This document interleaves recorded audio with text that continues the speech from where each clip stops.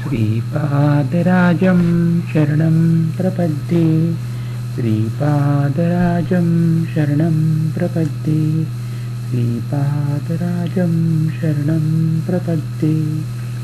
श्रीपाद श्रीवल्लभ लीलामृत अध्याय 42. श्रीपाद प्रभूंचे स्त्री पुरुषांना संबोधन. श्रीपाद प्रभू प्रत्येक गुरुवारी पंचदेव पहाड या स्थानी सत्संग करीत असत. श्रीपाद प्रभू कृष्णा नदीच्या पाण्यावरून चालत जात. त्यांची पावले त्या ठिकाणी पडत त्या त्या ठिकाणी एक एक कमळ विकसित होत असे.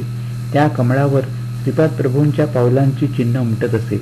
ते कसे घडत असेल हे मानवाच्या सीमित बुद्धीला न उलगडणारे कोडेच होते. कृष्णा नदी ओलांडून आल्यानंतर सर्व भक्तगण त्यांचे मोठ्या भव्य स्वागत करीत. सायंकाळपर्यंत सत्संग चालू असे. नंतर ते पुन्हा पाण्यावरून चालत नदी पार करून पैलतीरी जात. यावेळी सारे भाविक त्यांना मोठ्या श्रद्धाभावाने त्यांचा जय जयकार करीत निरोप देत. रात्रीच्या वेळी प्रभू एकटेच कुरगड्डी येथे राहत. श्रीपाद प्रभू स्वतःपेक्षा मोठी असलेल्या महिलांना अम्मा, अम्मा सुमती अथवा अम्मा तल्ली असे संबोधन करीत. त्यांच्यापेक्षा लहान असलेल्या स्त्रियांना ते अम्मा वासवी किंवा अम्मा राधा आदी नावाने बोलावित असत. त्यांच्यापेक्षा मोठे असलेल्या पुरुषांना ते आय्या किंवा नायना असे संबोधन करीत. त्यांच्यापेक्षा लहान असलेल्या मुलांना ते अरे अब्बी किंवा बंगारू या नावाने बोलावित. त्यांच्या आजोबांच्या वयाची असलेल्या वृद्धांना ते ताता असे संबोधन करीत. वृद्ध स्त्रियांना ते अम्मम्मा असे म्हणत. गुरुवार आणि शुक्रवारी होणारा सत्संग प्रभूंच्या इच्छेनुसार कधी कुरगड्डीस तर कधी पंचदेव पहाडावर होत असे. रविवारी होणाऱ्या सत्संगात श्रीपाद प्रभू अत्यंत गहन अशा योगविद्येबद्दल चर्चा करीत. त्यानंतर दर्शनाला आलेल्या भक्तांना क्षेमकुशल विचारून त्यांच्या अडीअडचणी प्रश्न मोठ्या प्रेमभराने सोडवीत आणि अभयवचन देत. सोमवारच्या सत्संगात पुराणातील कथा सांगत. त्यानंतर भक्तांच्या समस्यांचे निराकरण करीत. मंगळवारचा सत्संग उपनिषदांचा बोध करण्यासाठी असे. यानंतर भक्तांच्या वैयक्तिक समस्यांवर चर्चा होऊन त्यावर उपाययोजना सांगत. बुधवारी वेद आणि वेदांचा अर्थ विवरण करून सांगण्यात येत असे. गुरुवारी गुरुतत्वाबद्दल विवेचन असे. यानंतर भक्तांच्या आधिव्याधी प्रभू मोठ्या शांतपणे ऐकून घेत आणि त्यांचे निराकरण करण्याचा उपाय सांगत. या दिवशी विशेष स्वयंपाक करून सर्वांना पोटभर सुग्रास भोजन असे. या जेवणाचे वैशिष्ट्य असे असे की प्रभू पंक्तीत स्वतः काही पदार्थ वाढीत. काही भाग्यवंतांना त्यांच्या हाताने घास मिळत असे. त्यांच्याकडे अन्न धान्याचा किंवा धनाचा कधीच अभाव नसे. शुक्रवारच्या सत्संगात ते श्री विद्येबद्दल बोध करीत आणि सर्वांना विधीपूर्वक हळकुंडाचा प्रसाद देत. शनिवारी शिव आराधनेबद्दल बोध करीत. श्रीपाद प्रभूंचा सत्संग त्यांना लाभला ते खरोखरी धन्य होत.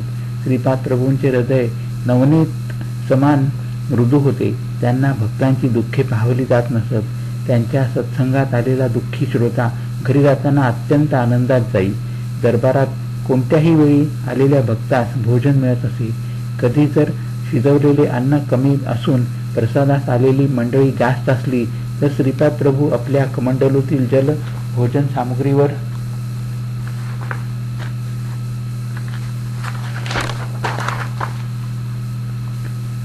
सिंचन करीत.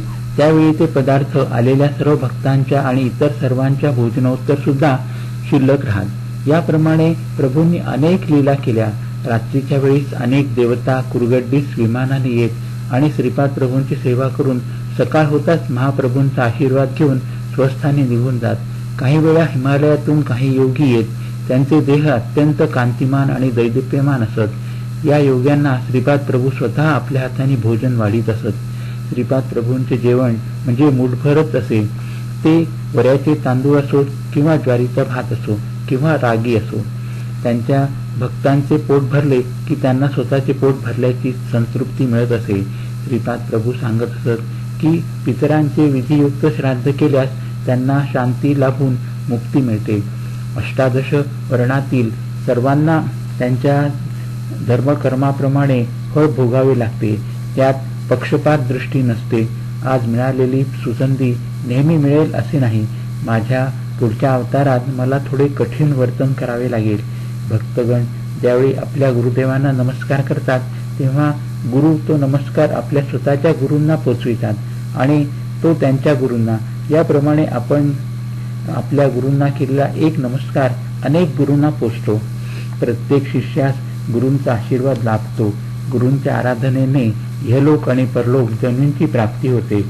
श्रीपाद प्रभू आपल्या भक्तांना सांगत, साधकांनो, आपल्या हृदयामध्ये भगवंताचे नामरूप भरून सदाचाराने राहून विहित कर्म करीत राहावीत. प्रत्येकाच्या धर्माप्रमाणे वर्तन करून त्या योगे पूर्वीच्या पापांचा क्षय करून त्यानंतर पुण्यकर्म करून त्याचा कर्ताभाव स्वतःकडे न घेतल्यास त्या कर्माचे शुभ फळ प्राप्त होते. श्रीपाद प्रभूंच्या या दिव्य वचनांचे पालन केल्याने आपली जीवननौका या भवसागरातून सुलभतेने पैलतीरी पोचेल यात तीळमात्र संदेह नाही. येथे अध्याय 42 संपन्न झाला. श्रीपादराजं शरणं प्रपद्ये. अध्याय 43. नवदाम्पत्या श्रीपाद प्रभूंचा कृपाप्रसाद. एके दिवशी एक नवदाम्पत्य श्रीपाद प्रभूंच्या दर्शनासाठी आले होते. त्यांना पंचदेव पहाडावरील दरबारात राहण्याची प्रभूंनी आज्ञा दिली. त्या आदेशानुसार ती दोघे पती पत्नी पंचदेव पहाडावरील दरबारात गेली. परंतु 2 दिवसातच तो नवयुग गतप्राण झाला. या अकस्मात मृत्यूने ती नववधू अत्यंत घाबरून गेली. ती म्हणाली, प्रभू आपल्या भक्तांचे रक्षण करतात आणि त्यांची कृपा दृष्टी सर्वांवर असते. असे असताना हे असे कसे झाले? परंतु आज हे अघटित कसे घडले? दुःखाने तिच्या नेत्रातील अश्रू थांबत नव्हते. तिचे नातेवाईक ही दुःखद बातमी कळताच पंचदेव पहाडावर आले. त्या मृतदेहाचे दहन करावे का नाही हा असा प्रश्न सर्वांना पडला. श्रीपाद प्रभूंच्या आज्ञेशिवाय तो मृतदेह दरबाराच्या बाहेर नेता येणार नाही असे सेवकरी म्हणू लागले. तितक्यात श्रीपाद प्रभू दरबारात आले. शोकसागरात बुडालेल्या त्या नववधूने श्रीपाद प्रभूंना आपल्या दुर्भाग्याची कर्मकहाणी सांगितली. श्रीपाद प्रभू म्हणाले, कर्माची फळे भोगणे अनिवार्य असते. यावर ती नववधू अत्यंत श्रद्धापूर्ण भावाने म्हणाली, प्रभू या विश्वात आपणास अशक्य असे काहीच नाही. माझे मांगल्य देऊन मला या भयंकर दुःखातून सोडवा. त्या नववधूला श्रीपाद प्रभूंच्या कारुण्यपूर्ण स्वभावावर दृढ विश्वास होता. श्रीपाद प्रभू म्हणाले, तुझा दृढ विश्वासच फलदायी ठरेल. माझ्यावर असलेल्या तुझ्या श्रद्धाभावाने तुझा पती नक्कीच जीवित होईल. कर्मसिद्धांताचा व्यतिरेक न होता तुला एक उपाय सांगतो. तू तुझ्या पतीच्या वजना इतकी लाकडे तुझे मंगळसूत्र विकून आणून त्या लाकडांवर स्वयंपाक कर. चुलीमध्ये ती लाकडे जशी जशी जळतील तसे तसे तुझे अमंगल जळून जाईल. श्रीपाद प्रभूंच्या सांगण्याप्रमाणे त्या नववधूने आपले मंगळसूत्र विकून लाकडे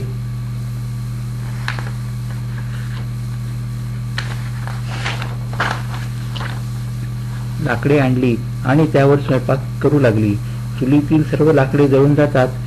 तो तरुण झोपेतून उठल्याप्रमाणे उठून उभा राहिला. त्याला जीवित झालेला पाहून त्या नववधूच्या आनंदाला तर पारावारच उरला नाही. सर्व भक्तगणांनी आनंदाने श्रीपाद प्रभूंचे उच्च स्वरात जय जयकार केला. एकदा एक गरीब ब्राह्मण श्रीपाद प्रभूंच्या दर्शनासाठी आला होता. तो परिस्थितीने इतका गांजला होता की श्रीपाद प्रभूंची कृपा दृष्टी न झाल्यास आत्महत्या करण्याचा त्याने विचार निश्चय केला होता. श्रीपाद प्रभूंनी त्याचा भाव जाणला. त्यांनी शेगडीतील एक जळते लाकूड आणून त्या ब्राह्मणाच्या पाठीस स्पर्श केला. त्या जळत्या कोलिताने ब्राह्मणाची पाठ भाजली व त्या वेदना बऱ्याच वेळपर्यंत होत्या. श्रीपाद प्रभू म्हणाले, अरे ब्राह्मणा, तू आत्महत्या करण्यास सिद्ध झाला होतास ना. मी तुझी उपेक्षा केली असती तर तू खरोखरी आत्महत्या केली असतीस. त्या आत्महत्या संबंधित सर्व पाप कर्माची स्पंदने या जळत्या लाकडाच्या स्पर्शाने नष्ट झाली आहेत. आता तुला दारिद्र्यापासून मुक्तता मिळेल. असे सांगून श्रीपाद प्रभूंनी थंड झालेले ते लाकूड त्या ब्राह्मणास देऊन आपल्या उत्तरीयात बांधून काळजीपूर्वक घरी घेऊन जाण्यास सांगितले. प्रभूंच्या आदेशानुसार त्या ब्राह्मणाने ते लाकूड आपल्या उत्तरीयात बांधून घरी नेले. घरात जाऊन त्याने त्या उपरण्याची गाठ सोडून पाहिली. तो काय आश्चर्य! ते लाकूड सोन्याचे झाले होते. अशा प्रकारे त्या गरीब ब्राह्मणावर श्रीपाद प्रभूंची विशेष कृपा झाली. श्रीपाद प्रभूंनी अनेक भक्तांची पापे अग्नियज्ञाने दहन केली होती. काही वेळा ते अनेकांना वांगी, भेंडी, भोपळा अशा फळभाज्या आणाव्यास सांगत. त्या भाज्यांच्या रूपाने भक्तांच्या पापकर्मांची स्पंदने आकर्षून घेत. अशा प्रकारच्या भाज्या स्वयंपाकात वापरून भक्तांना खाण्यास देत. त्यामुळे ते कर्मबंधनातून मुक्त होत. एकदा एक उपवर कन्या श्रीपादांच्या दर्शनास आली. तिचा विवाह कुठे जमत नव्हता. तिला मंगळ दोष होता. श्रीपाद प्रभूंनी तिला कंद आणावयास सांगितला. त्या कंदाची भाजी त्याच मुलीसह तिच्या कुटुंबियांनी खावी असे प्रभूंनी सांगितले. त्याप्रमाणे केल्यानंतर कर्मबंधनातून मुक्तता होऊन तिचा एक योग्य वराबरोबर विवाह झाला. श्रीपाद प्रभू काही लोकांना गायीचे तूप आणून स्वयंपाकासाठी देण्यास सांगत, तर काहींना गायीच्या तुपाचा दीप देवासमोर लावण्यास सांगत. घरात अत्यंत बिकट परिस्थिती असल्यास किंवा कन्येचा विवाह संबंधी काही अडचणी असल्यास त्यांना श्रीपाद प्रभू दर शुक्रवारी राहू काळाच्या वेळी म्हणजे सकाळी 10:30 ते 12 यावेळी अंबिकेची पूजा करण्यास सांगत. श्रीपाद प्रभूंचा एक भक्त एकदा खूप आजारी झाला. त्याच्या कुटुंबियांना श्रीपाद प्रभूंनी त्याच्या खोलीत एरंड्याच्या तेलाचा दिवा लावून तो सतत तेवत ठेवायला सांगितले. तो दिवा कोणत्याही परिस्थितीत विझावयास नको असे त्यांना बजावून सांगितले. असे केल्यानंतर तो भक्त लवकरच रोगमुक्त झाला. एका भक्ताची आर्थिक परिस्थिती अत्यंत बिकट होती. त्याला श्रीपाद प्रभूंनी गायीच्या तुपातील दिवा 8 दिवस अखंडपणे तेवत ठेवण्यास सांगितले. असे केल्याने त्याच्या घरात लक्ष्मीचा वरदहस्त प्राप्त झाला. अशा कितीतरी नवीन नवीन पद्धतीद्वारा श्रीपाद प्रभूंनी आपल्या भक्तांची पापकर्मापासून मुक्तता केली. या सर्व पद्धती सामान्य मानवाला समजून घेणे असाध्य आहे. येथे अध्याय 43 संपन्न झाला. श्रीपादराजं शरणं प्रपद्ये. अध्याय 44 नामस्मरण महिमा. एक वृद्ध ब्राह्मण पोटदुखीच्या त्रासाने कुरगड्डीत श्रीपाद प्रभूंच्या दर्शनास आला होता. त्याच्या वेदना एवढ्या असह्य होत्या की त्याला त्या वेदना सहन करण्यापेक्षा आत्महत्या केलेली बरे असे वाटू लागले. त्या ब्राह्मणाने श्रीपाद प्रभूंचे दर्शन घेऊन आपली व्यथा दूर करण्याची आर्तस्वरात प्रार्थना केली. त्यावेळी श्रीपाद प्रभू म्हणाले, अरे विप्रा, तू पूर्वजन्मी आपल्या कठीण वाणीने अनेक लोकांना दुखविलेस. अनेकांना आपल्या हृदयभेदी कठोर शब्दांनी घायाळ केले होतेस. त्याचे फळस्वरूप तुला ही पोटदुखीची व्याधी जडली आहे. तू 3 दिवस आणि 3 रात्री कुरगड्डी येथे राहून दिगंबरा दिगंबरा श्रीपाद वल्लभ दिगंबरा असा जप कर. प्रभूंच्या आदेशानुसार तो वृद्ध ब्राह्मण 3 दिवस आणि 3 रात्री कुरगड्डीस राहिला आणि त्याने अत्यंत श्रद्धाभावाने जप केला. त्या ब्राह्मणाची पोटदुखी पूर्णपणे बरी झाली. श्रीपाद प्रभू पुढे म्हणाले, मानवास आपल्या वाक्दोषापासून मुक्त होण्याचा या कलियुगात नामस्मरण हा एकच मार्ग आहे. भगवंताच्या नामस्मरणाने वायुमंडल शुद्ध होते. मी कुरगड्डी येथे नामस्मरण महायज्ञाची सुरुवात करणार आहे. त्या नामाबरोबर श्रीकार ही जोडणार आहे. त्यामुळे चिरस्थायीपणे परा, पश्यंती, मध्यमा आणि वैखरी अशा 4 वाणी नियंत्रित होतील. जे भक्त दिगंबरा दिगंबरा श्रीपाद वल्लभ दिगंबरा आणि श्रीदत्त दिगंबरा असे मनस्फूर्तीने नामस्मरण करतील त्यांना मी अत्यंत सुलभतेने प्राप्त होऊन त्यांच्या मनोकामना पूर्ण करतो. श्रीपाद प्रभू पुढे म्हणाले, वायुमंडलात आज पूर्वीसारखेच वाग्जळ भरून आहे. आपण उच्चारलेले प्रत्येक वाक्य प्रकृतीतील सत्व, रज आणि तम या 3 गुणांनी अथवा 1 किंवा 2 गुणांनी परिपूर्ण असते. या त्रिगुणात्मक सृष्टीचा पंचभूतावर वाईट प्रभाव पडतो. ही पंचमहाभूते दूषित झाली की संपूर्ण अंतराळ दूषित होते. त्यामुळे मानवाकडून पापकर्म घडून तो दरिद्री होतो. या दारिद्र्यामुळे पुन्हा पापकर्म घडते. या पापामुळे मन दूषित होऊन दान, धर्म, लोकसेवा अशी सत्कर्मे त्यांच्याकडून न घडल्याने पुन्हा दारिद्र्य येते. हे दुष्टचक्र असेच चालू राहते.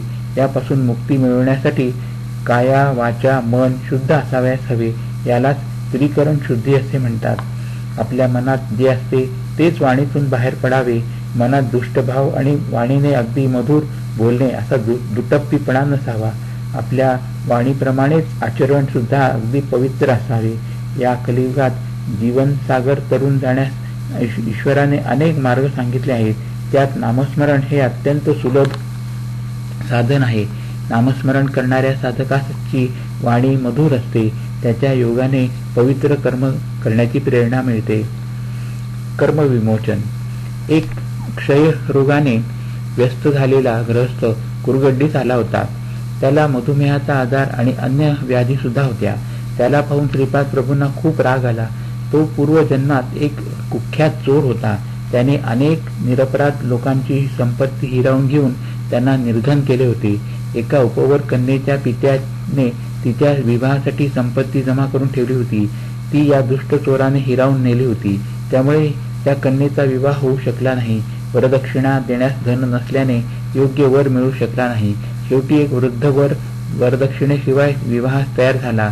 या विवाहाच्या प्रस्तावामुळे त्या तरुण उपवर कन्येने आत्महत्या केली होती. पूर्वजन्मीची अशी कर्मे असलेला तो क्षयरोगी अत्यंत दीन अवस्थेत श्रीपाद प्रभूंजवळ आला आणि त्याने मोठ्या कारुण्यपूर्ण वाणीने श्रीपाद प्रभूंना त्या दुर्धर व्याधीतून सुटका करण्याची विनंती केली. दयावंत प्रभूंनी त्याला पंचदेव पहाड येथील गोशाळेत झोपण्यास सांगितले. तेथे डासांचा अत्यंत त्रास होता. तहान लागल्यास पिण्यास पाणी सुद्धा नव्हते. त्या रात्री त्या रोग्यास एक स्वप्न पडले. त्या स्वप्नात एक राक्षस त्याचा गळा दाबून मारित असल्याचे दिसले. तो घाबरून उठला आणि चौफेर पाहू लागला. ते स्वप्नच असल्याची खात्री झाल्यावर पुन्हा झोपला. त्याला पुन्हा एक स्वप्न पडले. त्यात एक मोठा दगड त्याच्या छातीवर ठेवला असून त्यावर एक बलवान मल्ल बसलेला दिसला. या दोन्ही स्वप्नामुळे त्याच्या कर्मफलाचा परिष्कार होऊन तो आपल्या क्षयरोगापासून व अन्य व्याधींपासून मुक्त होऊन निरोगी झाला.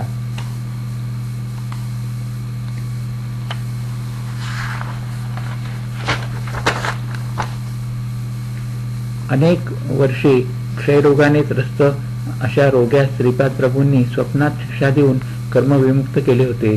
श्रीपाद प्रभूंच्या कारुण्यमय स्वभावास सीमाच नव्हत्या हेच खरे. श्रीपादराजं शरणं प्रपद्ये. येथे अध्याय 44 संपन्न झाला. अध्याय 45 श्रीपाद प्रभूंचे अंतर्धान. श्री शंकर भट्ट कुरगड्डीस असताना अश्विन कृष्ण द्वादशी आली.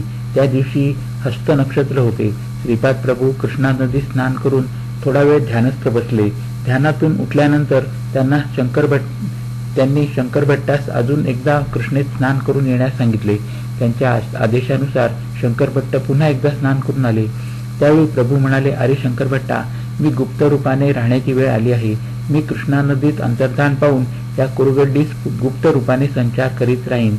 नंतर नरसिंह सरस्वती नावाने संन्यासी रूपाने धर्माच्या उद्धारासाठी अवतार घेईन. तू लिहित असलेला श्रीपाद श्रीवल्लभ चरित्रामृत हा महापवित्र ग्रंथ भक्तांच्या कल्याणासाठी कल्पतरूप्रमाणे लाभप्रद होईल. तो अक्षर सत्य ग्रंथ असेल. दिगंबरा दिगंबरा श्रीपाद वल्लभ दिगंबरा या माझ्या मंत्राचा सर्वत्र जयघोष होईल. या ग्रंथाचे पारायण केल्याने प्रपंच सुखरूप होईल. इहलोक आणि परलोक दोन्हीकडे सौख्य प्राप्त होईल. या ग्रंथातील प्रत्येक शब्द हा वेदवाक्या समान मानला जाईल.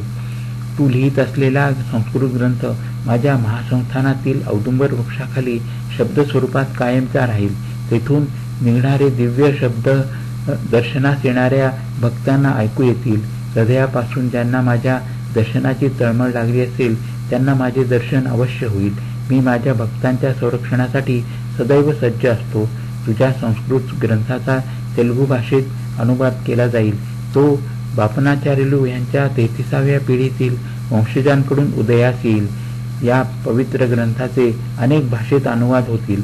या पवित्र ग्रंथाचे कोणत्याही भाषेत पारायण केले असता दिव्य अनुभव येतील आणि पारायण करणाऱ्या भक्तांचे सर्व काही शुभ मंगल होईल आणि त्यांचे सकल व्याधीपासून रक्षण होईल. एवढे बोलून श्रीपाद प्रभू थोड्या वेळ मौन झाले. शंकर भट्ट श्रीपाद प्रभूंच्या या निर्णयाने अत्यंत दुःखी झाला. हे भगवंताचे सगुण साकार रूप पुन्हा दिसणार नाही या कल्पनेने त्याच्या नेत्रातून आसवांची धार लागली होती. ती प्रभूंना दिसू नये म्हणून त्याने आपली मान खाली वाकविली. श्रीपाद प्रभू शंकर भट्टास पुढे म्हणाले, तू माझी खूप सेवा केलीस. तू मला पित्याप्रमाणे सन्मान देऊन माझ्या सेवेचे व्रत मोठ्या काटेकोरपणे पाळलेस. मी माझ्या लाकडी पादुका तुला भेट म्हणून देत आहे. मी नाही म्हणून तू दुःखी होऊ नकोस. तू 3 वर्षापर्यंत येथेच राहा. त्या 3 वर्षात मी तुला तेजोवलय रूपात दर्शन देत राहीन. तसेच अनेक योग रहस्यांबद्दल ज्ञान देईन. 3 वर्षानंतर येणाऱ्या अश्विन कृष्ण द्वादशीस तू रचलेला श्रीपाद श्रीवल्लभ चरित्रामृत ग्रंथ माझ्या पादुकांजवळ ठेव. त्या दिवशी दर्शनास येणारे सर्व भक्त धन्य होतील. सर्वांना माझे मंगलमय आशीर्वाद आहेत. इतके बोलून श्रीपाद प्रभू स्वतःचा सर्वांचा निरोप घेऊन कृष्णा नदीत अंतर्धान पावले. शंकर भट्ट प्रभूंच्या त्या लाकडी पादुका हृदयाशी घट्ट धरून आईपासून दुरावलेल्या निरागस बालकाप्रमाणे स्फुंदून रडू लागला. श्रीपाद प्रभू पाण्यात दिसतात काय ते पाहण्यासाठी शंकर भट्टाने पुन्हा एकदा पाण्यात झेप घेतली, परंतु प्रभू त्याला दिसले नाही. त्याने पाण्याबाहेर येऊन ध्यानस्थ बसलेले असताना त्यांना मनोनेत्रासमोर श्रीपाद प्रभूंनी तेजोमय रूपात दर्शन दिले. श्रीपाद प्रभूंच्या आदेशानुसार शंकर भट्ट कुरगड्डीस 3 वर्ष राहिले. प्रतिदिन मध्यरात्रीच्या समयी त्यांना श्रीपाद प्रभूंचे दिव्य तेजोमय रूपात दर्शन होत असे आणि योगांच्या ज्ञानाची प्राप्ती होई. शंकर भट्टाने योगाच्या अनुभूती पुस्तकाच्या रूपात लिहिल्या. ते पुस्तक हिमालयातील एक योगी येऊन घेऊन गेले. ती श्रीपाद प्रभूंचीच इच्छा असेल असे शंकर भट्टास निश्चित वाटले. श्रीपादराजं शरणं प्रपद्ये. येथे अध्याय 45 संपन्न झाला. हरिओम तत्सत. हरिओम तत्सत. हरिओम तत्सत.